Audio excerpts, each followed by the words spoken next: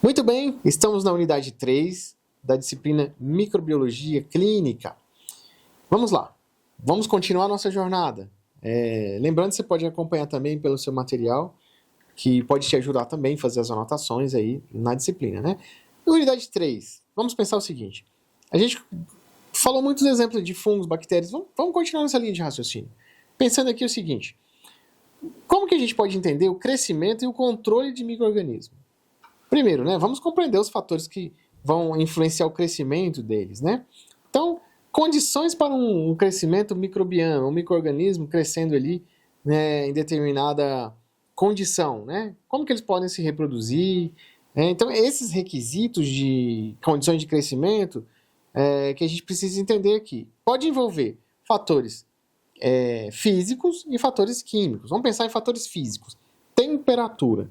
Né? Temperatura, gente, a maioria dos micro-organismos, né, vão crescer nas faixas de temperaturas muito específicas, né? Então, tem micro-organismos que crescem em temperatura baixa, né? Exemplo, bactérias marinhas. Tem micro-organismos que crescem em temperaturas moderadas entre 20 e 40 graus Celsius, né? Como a maioria dos micro-organismos patogênicos em seres humanos. E tem micro-organismos que preferem temperatura muito alta, acima de 50 graus, né? Como bactérias que vivem em fontes termais, faz sentido. Fontes termais sempre estão aquecidas, né? E elas começam a viver lá. Então, fator físico nestas condições, ou temperatura baixa, ou uma faixa de temperatura, né? A gente vai chamar de mesofílicos, os que causam a maioria de problemas para nós, né? São os mesofílicos, ou seja, está medial, né? Meio do caminho ele é entre 20 e 40. Quando está muito acima, aí são os termofílicos, ok? Acima de 50 graus vai estar desenvolvendo lá. Outro fator pode ser o pH, né? O pH, todo mundo já sabe, né? Quem estudou a química lembra, né? Patologia clínica também já sabe disso aí. O pH ali, né? Cada micro-organismo vai ter um pH. Inclusive nós, os seres humanos, nós temos nosso pH ótimo ali, né? pH sanguíneo, né? Por exemplo, 7,25, 35, né?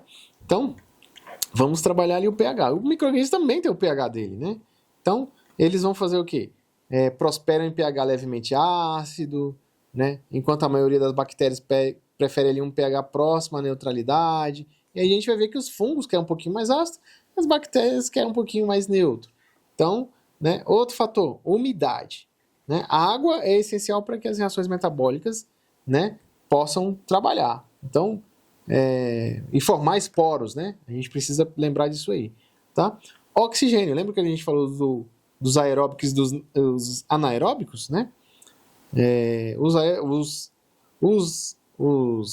Os patogênicos também trabalham nessa mesma faixa, né? Ou com oxigênio ou sem oxigênio, eles também podem se produzir ali, né?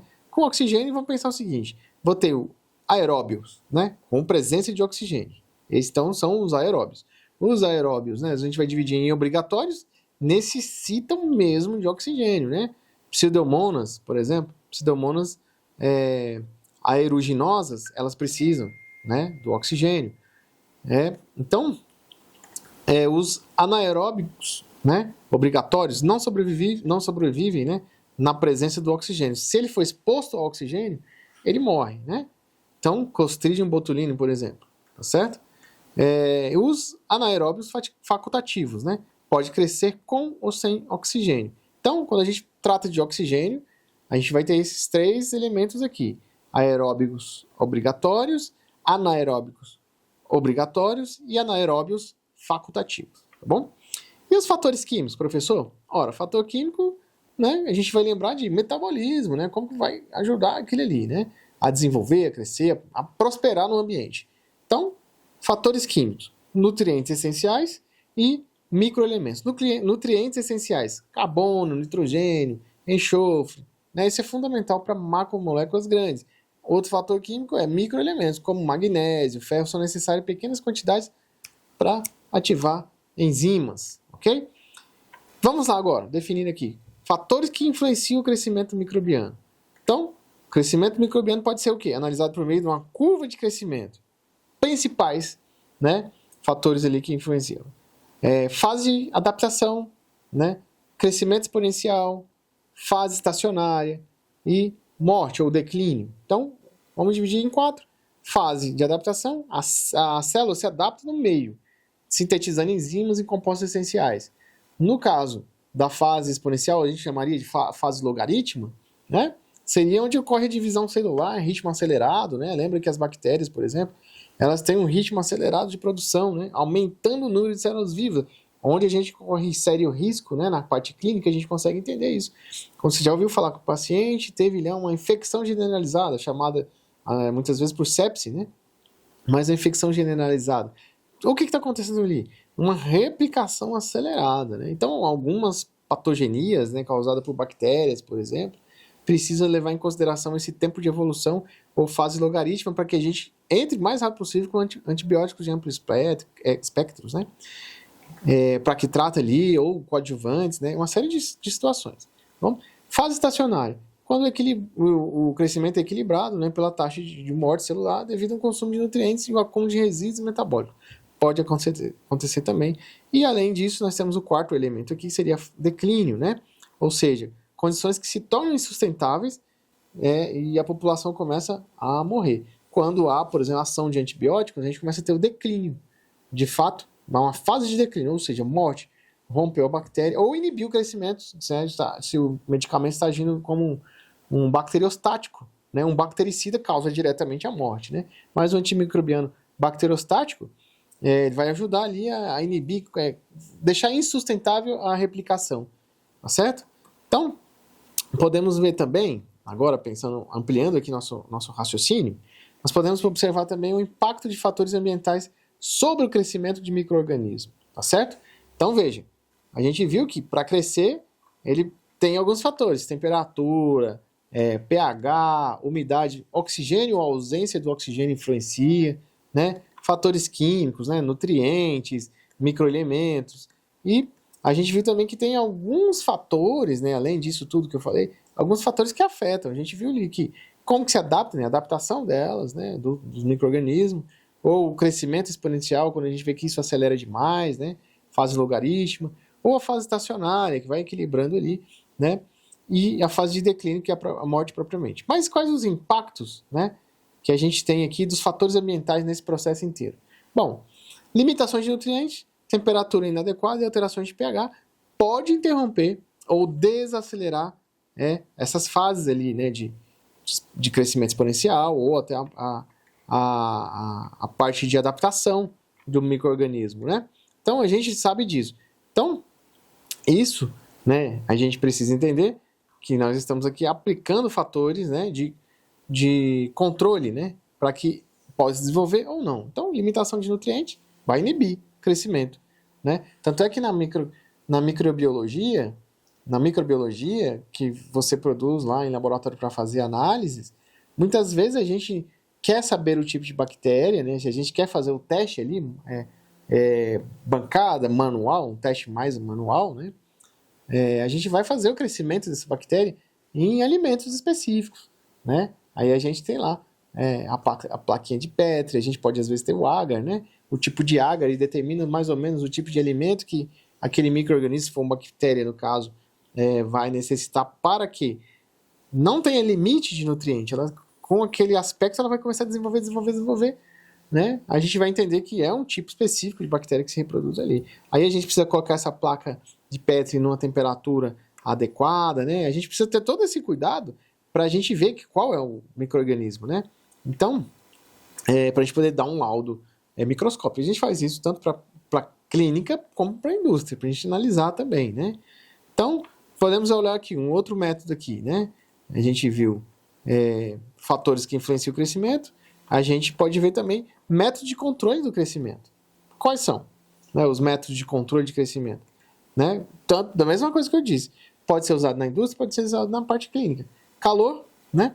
O calor é um aspecto físico que está dentro do método de controle de crescimento. Calor, radiação, filtração, tudo isso afeta, né, o ambiente do micro-organismo para que a gente possa controlá-lo ou não. Por isso você vai ver ambientes altamente controlados nos laboratórios, né, principalmente, ou na indústria alimentícia, com temperaturas controladas para inibir crescimento, né? Não sei se você já observou, se já foi a algum restaurante, os restaurantes, né, que mantêm um nutricionista, inclusive é uma regulação, né, isso.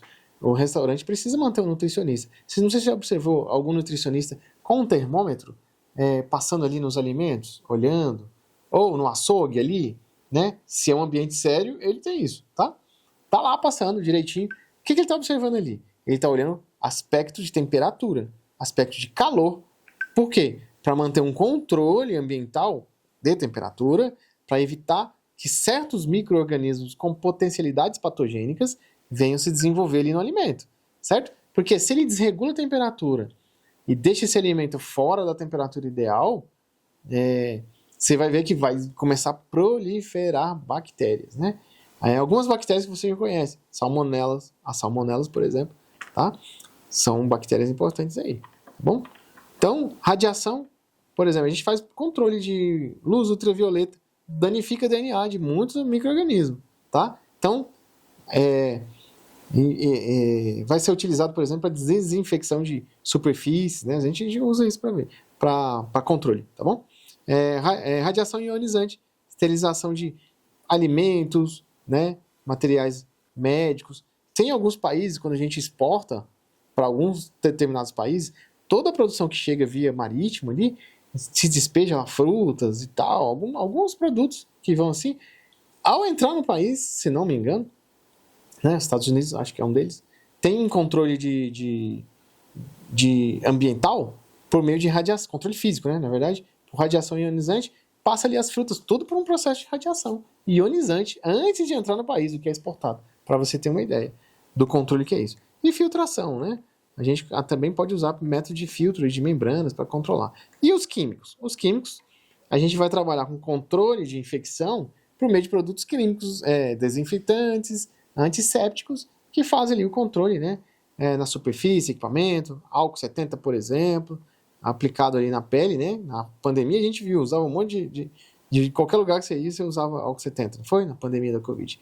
E os antibióticos. Os antibióticos, sim, esses a gente vai ter ele de forma endovenoso, via oral, via tópica. Esses sim fazem substâncias, né, que são terapêuticas contra as bactérias, né? Penicilina é a mais famosa. Da penicilina a gente tem vários derivados dela, né? Então, a gente precisa entender que os métodos químicos são importantes, os métodos físicos também são importantes para que a gente possa controlar. E uma forma da gente entender como controlar e como saber com quem a gente está lidando é o meio de cultivo. Meio de cultivo, ou seja, a gente vai chamar de isolamento de micro-organismos. Na microbiologia você vai conhecer muito isso aí, tá? Quem for para a área se especializar, vai ver que a gente trabalha isolando o micro-organismo. O que é isso? A gente vai dar meios de cultivo, ou seja, eu quero saber quem está lá, então eu dou um meio de cultivo que provavelmente é que eles vão se proliferar ali, né? Então, meios sólidos, meios líquidos, meios seletivos diferenciados. Todos esses aspectos aqui a gente vai ter como maneira de controlar o crescimento, observar o crescimento de bactérias, tanto no meio sólido, meio líquido e meios seletivos, tá bom? Técnica de isolamento. Na placa, eu dei o exemplo para vocês, né, que a gente vai ver ali quem está consumindo aquele alimento, né? Através dessas placas a gente consegue determinar o tipo de população, tá certo? Bom, em resumo aqui, o crescimento dos micro-organismos vão seguir um padrão definido. Depende de fatores químicos e fatores físicos.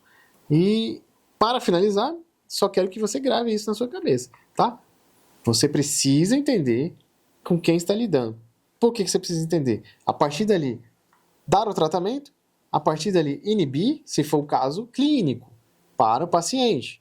Ou seja, né, de controle de microbiota, disseminação desordenada, infecções graves. A gente precisa entender com o que a gente está lidando. Por isso que a gente precisa descobrir qual é, urgentemente, o micro-organismo que está infectando o hospedeiro, o paciente, certo? Por outro lado, a gente precisa entender também, através dos meios de culturas e conhecer com quem a gente está lidando, para produzir medicamentos, produzir também alimentos e controlar todo um sistema de micro-organismos. Então, fica aqui a nossa unidade 3, né? E vamos agora para a unidade 4.